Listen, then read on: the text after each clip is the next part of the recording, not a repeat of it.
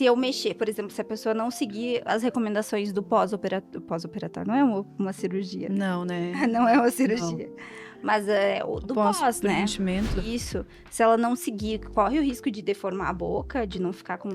O tomar o chimarrão, por exemplo, que nossa região, ela, né, tem muito chimarrão. Pensa que o lábio vai ficar mais sensível, vai queimar o lábio mais fácil. Uhum. E aí pode formar bolhas só com a bomba do chimarrão. Tomar um café quente não pode.